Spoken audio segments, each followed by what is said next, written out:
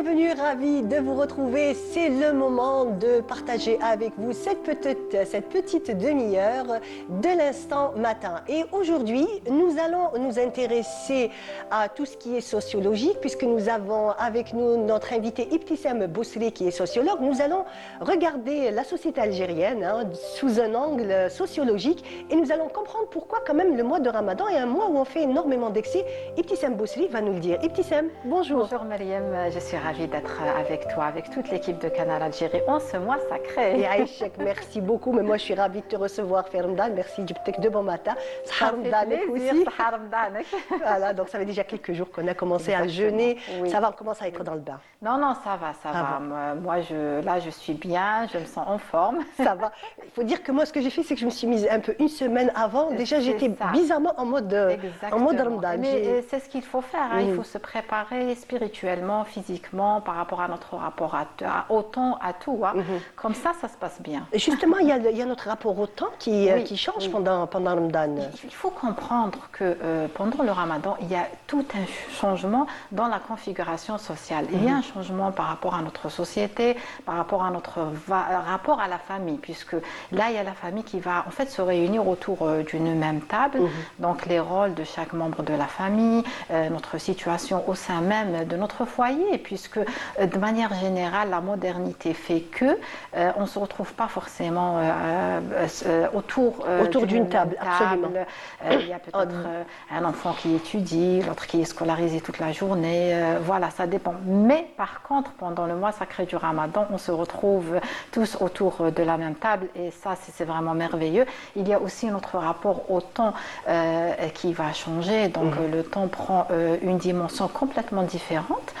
Donc, voilà, on sort peut-être un peu plus tôt. On a des soirées qui sont plus hurlantes.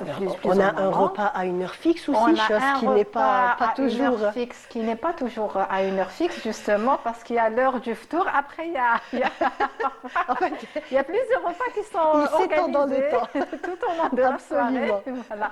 Et ça, voilà. Donc, en fait, le Ramadan en soi, il revêt une dimension religieuse, bien évidemment, mais une dimension culturelle et sociale.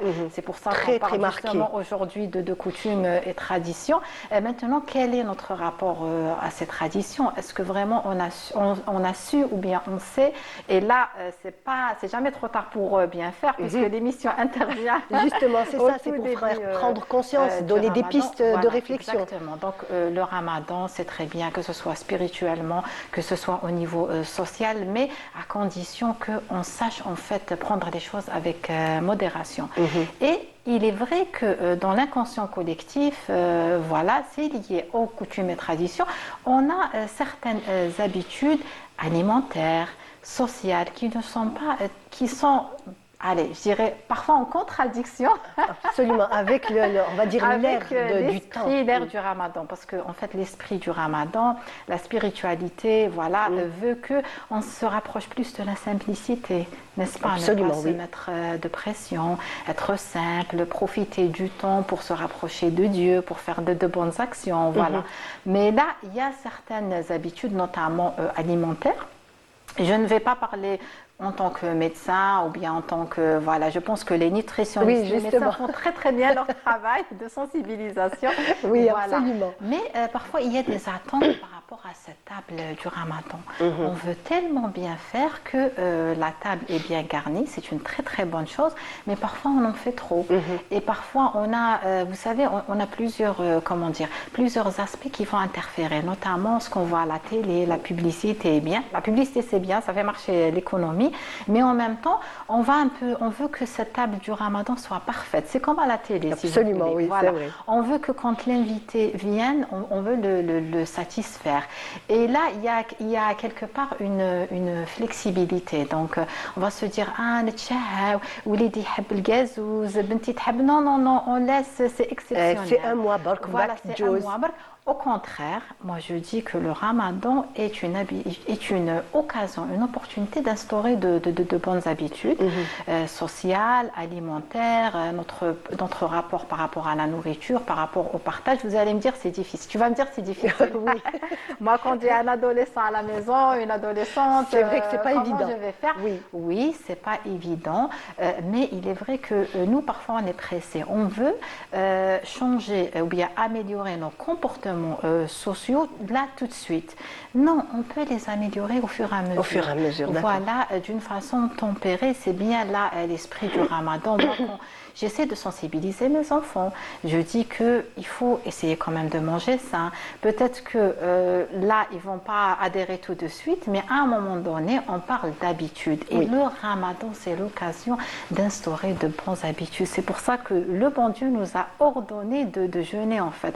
Parce que c'est comme si que le ramadan, c'est une façon de commencer, c'est une façon de se régénérer, de se remettre en question et d'installer de bonnes habitudes pour toute l'année. Je sais que c'est facile à dire, mais un peu plus compliqué. Mais un peu plus compliqué, mais avec de la patience et un peu... on a des attentes, encore une fois, Myriam, on s'attend à la perfection. Absolument. Non, rien n'est parfait, mais on peut faire en sorte de profiter du ramadan au maximum. Chose que peut-être on fait pas suffisamment parce que il faut le dire, on passe énormément de temps dans les cuisines. Ça serait peut-être du temps qu'on aurait à gagner à passer plutôt, comme tu dis, ou en famille ou à faire des activités ensemble. Exactement. Et non seulement, maintenant il y a la double pression entre guillemets. Il y a la double pression surtout sur la maîtresse de maison.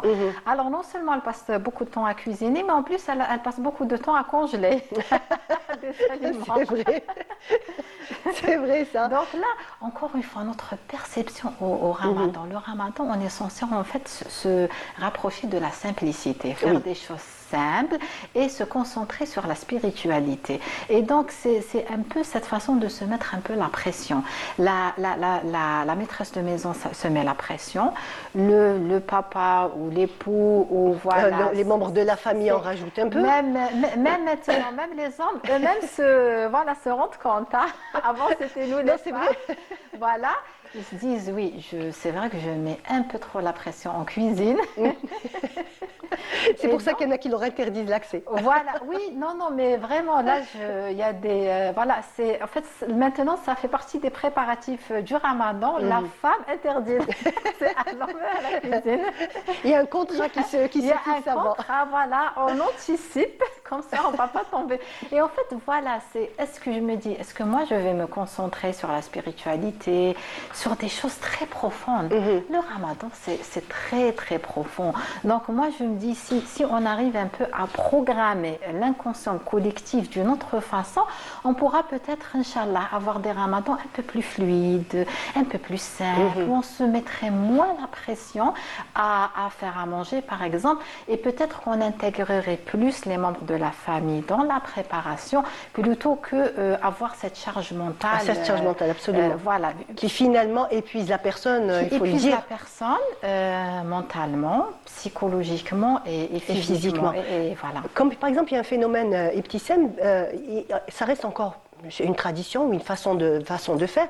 On a toujours tendance à faire les courses, on va dire un grand ravitaillement, donc avant Ramadan. Peut-être qu'autrefois, il y a quelques décennies en arrière, d'abord c'était une activité qui était nécessaire parce qu'il n'y avait pas on va dire de points d'alimentation comme aujourd'hui. Quand on était dans un petit village loin de tout, on ne pouvait pas se permettre d'aller acheter quoi que ce soit. Voilà. Donc c'est vrai qu'il y avait ces préparatifs que faisait, comme tu dis, la maîtresse de maison, mais qui se faisaient quand même sans pression et on va dire tout au long de l'année. Voilà, et ce que je disais tout à l'heure, Myriam, c'est un peu inscrit dans l'inconscient voilà, et c'est resté, alors qu'il n'y a plus lieu de le faire. C'est au contraire, parce que plus il y a une frénésie des achats, bon, c'est bien qu'il y ait des achats, parce que ça fait partie de l'économie, ça fait marcher l'économie. Bien entendu. C'est très bien. Donc là, il n'y a pas que l'alimentation, il y a toutes ces petites décorations, etc., ce sont des productions algériennes, donc c'est bien. Mais le souci, c'est la frénésie. souci, c'est le fait de faire, voilà, c'est inconscient. Il y a le gaspillage aussi. Et c'est ça le souci principal, c'est que cette frénésie-là conduit au gaspillage. Alors qu'on peut très très bien garder nos bonnes habitudes anciennes, qui sont le partage avec les voisins, inviter des personnes à manger. Donc on voit pendant le ramadan, tout le monde mange, mais sans excès. Et cette quête aussi un peu de la perfection, de se dire, moi ma table elle doit être parfaite, surtout la première semaine du ramadan. Donc tout ça, c'est inconsciemment, on va se mettre la pression. Et pour les courses. Et pour, voilà, hier il y avait un collègue qui est intervenu, il a dit, ma femme a tout congelé, il ne manquerait plus qu'elle congèle les enfants. Bah, oui, pour dire comme quoi c'est vrai que en fait c'est une façon peut-être de gagner du temps. Oui, mais, exactement. Mais après, oui, c'est une façon de gagner du temps. Ça part d'un très très bon sentiment d'organisation. C'est vrai que ça fait partie de l'organisation. Ça fait partie de l'organisation. Mais on se dit que finalement, on revient à notre rapport au temps. On a le temps. On a le temps un peu de cuisiner, de faire à manger, de façon simple, sans excès, on a le temps. C'est encore une fois notre rapport au temps et notre rapport aux préparatifs du ramadan et au ramadan. Je pense qu'il est temps, Mariam, il est temps de prendre les choses avec beaucoup plus de simplicité. Et tu sais, même les enfants, même nos enfants, ou bien nos neveux, nos nièces, quand ils nous voient comme ça, stressés, ayant la pression, ils vont lier le ramadan à la pression. Et donc, alors qu'on voit bien que l'école fait très très bien son travail de sensibilisation par rapport au ramadan, parce qu'il y a bien sûr dans la structure sociétale, il y a l'institution familiale, mais il y a d'autres institutions. Dans l'école, l'école sensibilise les enfants, apprend aux enfants. Moi j'ai ma fille, elle est en 2e année primaire, je vois comment elle parle du ramadan. Elle parle de tout sauf de la nourriture. Donc donc on voit que l'institution, l'effort il est là. C'est à nous, famille, de en fait faire en sorte de vraiment que les enfants grandissent dans le véritable esprit du ramadan. Pas de nervosité, pas de frilosité, une bonne organisation, comme tu l'as bien dit, l'organisation est le maître mot du ramadan. Absolument, oui, notre rapport au temps, une bonne organisation, et on se focalise sur les valeurs. Très bien, et Ibtissam, on va se focaliser sur les valeurs juste après le jingle et on revient tout de suite, on continue avec Ibtissam Bousri.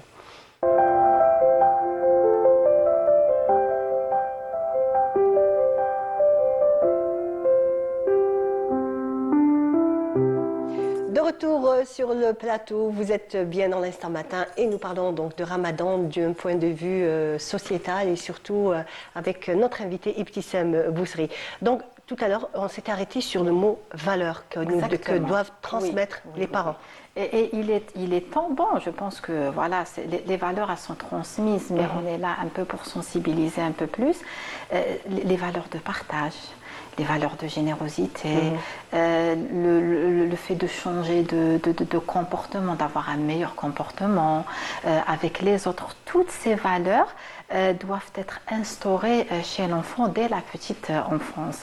Et donc on sait très très bien, on est conscient, toi et moi, Myriam, que c'est un peu complexe. On vit dans un environnement où il y a la technologie, où il y a, voilà, c'est un peu, disons, c'est un challenge. C'est un défi. Absolument, c'est un défi que n'avaient pas autrefois. C'est un défi peut-être que n'avaient nos pas mamans, nos grands-mères. Exactement. C'est vrai que oui. Elles avaient, on va dire, tout le temps par exemple, de cuisiner. Peut-être que c'était des mamans qui ne travaillaient pas, c'était des femmes au foyer. Ça ne veut pas dire qu'elles ne travaillent pas. C'était des femmes au foyer, donc elles géraient mieux leur temps. Exactement. Et en même temps, c'est vrai qu'on avait une maman qui était zen, tranquille, qui préparait, sans pression, sans être bousculée. Et ça, c'est vrai que les enfants le ressentent. Il faut le dire que les enfants absorbent, ce sont des éponges, Ibtissam.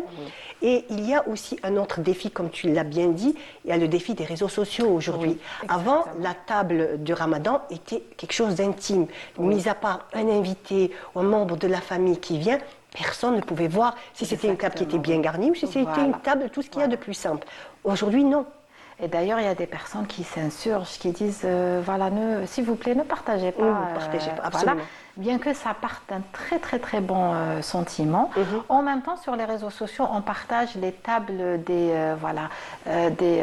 comment dire, des associations. Absolument. Par contre, ça c'est Et extraordinaire. ça c'est super parce qu'on voit bien que le travail associatif, il est juste merveilleux. Justement, parlant de ça, Ibtissam, ces dernières années, il y a le grand iftar de Ramadan, donc l'année dernière c'était au 1er mai, les années précédentes c'était à Alger Centre. Il faut dire qu'après Alger Centre, c'est une ambiance extraordinaire. Et surtout tous ces volontaires qui... Oui. Donc on a de plus en plus... Bon, nous, on liait le volontariat à la jeunesse. Ce n'est pas du tout le cas maintenant. C'est vrai que parce que les jeunes, les étudiants, ils ont plus le temps et tout, mais je vois qu'il y a une transformation dans la mesure où maintenant il y a des cadres, il y a des personnes qui sont dans l'entrepreneuriat qui veulent vraiment intégrer des associations parce qu'il faut comprendre que maintenant, voilà, comment dire, le milieu associatif ou la structure associative a beaucoup évolué en Algérie. Et donc, par exemple, pendant la préparation du Ramadan, il n'y a pas que Qufat Ramadan, il y a beaucoup de choses. Il y a la gestion, il y a tout ce qui est autour du Ramadan. Il y a les réseaux sociaux, parce que les associations sont présentes sur les réseaux sociaux. Voilà, donc les personnes qui intègrent l'environnement associatif sont maintenant de diverses, viennent de différents milieux universitaires ou autres. Ce sont, comme je t'ai dit, ce sont des cadres, ce sont des hommes et des femmes. Et quelque chose d'important, c'est bien que, je reviens toujours à la famille, je reviens toujours aux enfants, c'est bien d'inculquer justement ces valeurs aux enfants. Par exemple, si on a refait un Ramadan ou quelque chose, par exemple on fait des courses dans le cadre de la préparation du Ramadan, pourquoi ne pas intégrer les enfants et dire tiens, viens, on va aller faire des courses parce que voilà, c'est le Ramadan, il faut que tout le monde mange, que le bon Dieu en fait nous incite ou nous demande plutôt nous ordonne de jeûner pour un peu ressentir ce que l'autre ressent. Et c'est ça en fait le vrai sens du Ramadan. C'est pour ça qu'il est l'esprit du Ramadan, exactement. C'est pour ça que même on parle du milieu associatif, c'est bien d'intégrer les enfants. C'est quoi une association? Qu'est-ce qu'elle fait? Viens avec moi, on va donner des denrées ou autres à l'association. Donc, plus on implique, tu sais, l'enfant ou bien l'adolescent ou autre, apprend par l'observation. Par l'observation, par mimétisme aussi. Au départ, c'est du mimétisme. Par mimétisme. Voilà. Au début, il ne comprend pas. Il le fait comme ça, comme ils font ses parents. Oui. Mais voilà, après, ça va s'instaurer dans son inconscient. Et ça va créer un adulte qui aura un autre rapport avec le Ramadan. Donc, nous, en tant qu'adultes, il faut vraiment comprendre que tous nos faits et gestes sont scrutés. Absolument. Et ont un impact sur notre entourage. Voilà. Justement, il y a aussi cette empathie qu'on doit inculquer à nos enfants et qui a toujours été franchement une caractéristique, on va dire, ou quelque chose de propre aux Algériens, cette empathie, ce sentiment qu'on a par exemple de ressentir la douleur des autres ou de partager. De toute façon, depuis que je me souviens quand j'étais petite, il n'y avait pas peut-être comme ça le mouvement associatif ou peut-être qu'il existait. Bon, moi je ne le savais pas, mais je sais que pendant le Ramadan, tout le monde sortait une petite assiette. Il y avait toujours des plateaux, des gens qui passaient, que ce soit dans le hall des immeubles ou pas systématiquement ramener la personne à la maison, mais il y avait toujours de la nourriture qui sortait de la maison vers les nécessiteux. Si ce n'était rien, c'était du pain aux voisins. Exactement. Et c'était quel que soit le niveau de vie de la Absolument. famille. Le partage n'a rien... Ça, c'est une valeur très importante du Ramadan. Oui. Le partage n'a rien à voir avec notre situation sociale ou économique. Si on veut partager, on partage. La générosité, c'est quelque chose qui est en nous. C'est une valeur qu'on nous inculque depuis qu'on est tout petit. Oui.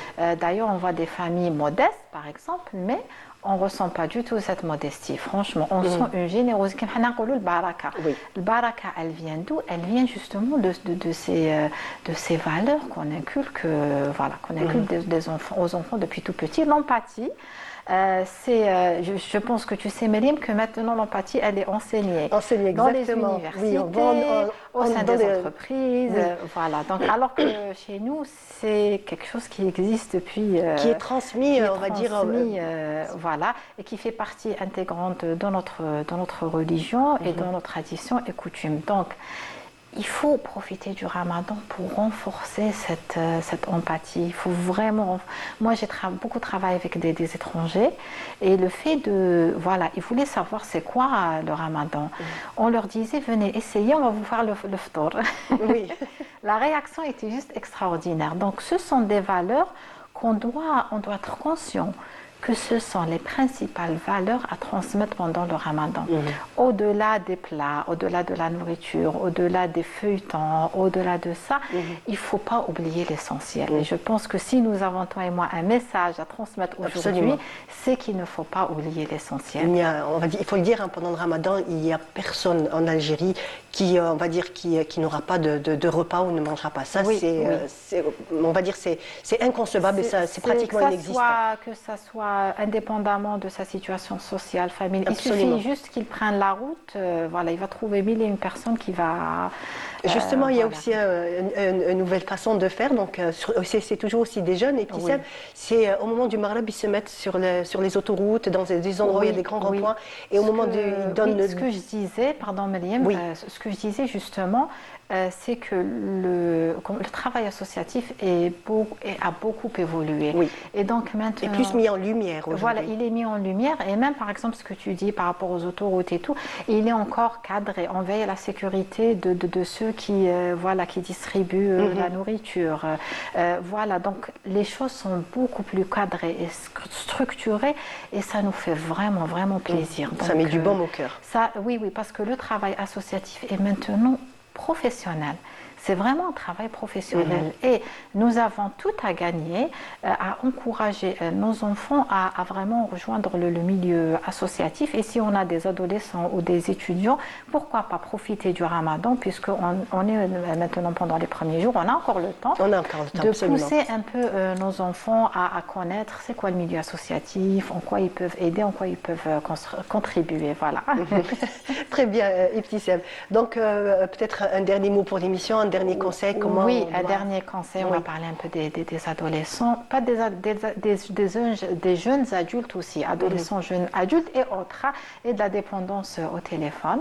Alors, on sait très très bien que, alors en fait, cette dépendance, elle vient avant le Ramadan. Moi, je vois les étudiants, ils ne dorment plus pratiquement. Ils passent, pas forcément leur soirée à scroller, mais parfois à s'informer, et ça continue pendant le Ramadan. Oui, c'est encore mieux, c'est une meilleure occasion. C'est une meilleure occasion. Sahara Touila, voilà, et Sahara Touila. Et pourquoi ne pas revenir à nos anciennes habitudes, le qadat, le bouqalat. C'est vrai que c'était une atmosphère. Parler en fait des contes qui sont en rapport avec la religion, qui comportent des valeurs. Des valeurs, voilà. Donc, la morale aussi. La morale. Donc, il faut essayer un peu de pousser un peu nos enfants à être proches de nous en général et pendant le Ramadan et un peu les pousser à échanger. Voilà, c'est le challenge. C'est le challenge. Est-ce que c'est plus la responsabilité des mamans, ce genre, on va dire, d'initiative un petit peu? En fait, moi, je dirais que généralement, la maman, elle est plus pas proche, mais elle passe plus de temps, on revient au rapport au temps, elle passe plus de temps avec les enfants. Disons que la maman a le leadership à la maison. Elle a plus de communication. Voilà, elle a plus d'empathie, de communication, d'intelligence émotionnelle. Donc, elle peut intelligemment intégrer le papa dans la chose, dans cette communication.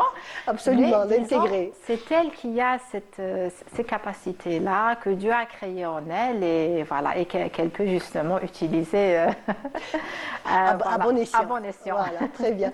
Merci beaucoup, Ibtissem. Ça a été un plaisir. Je te dis merci d'être là. Voilà, merci pour cette émission qui est juste superbe, que je suis régulièrement, vraiment merci régulièrement, hein, pour ne pas dire tout le temps. Je ne rate pratiquement aucun. Super, ça me fait vraiment plaisir. Et Aïchek. En tout cas, Ibtissem, merci encore d'être là. À très bientôt. On arrive à la fin de notre émission et je vous dis merci beaucoup de votre attention. Quant à moi, je vous retrouve bientôt, Inch'Allah. Et bien entendu, pendant ce temps-là, restez toujours sur les programmes de Canal Algérie. Au revoir.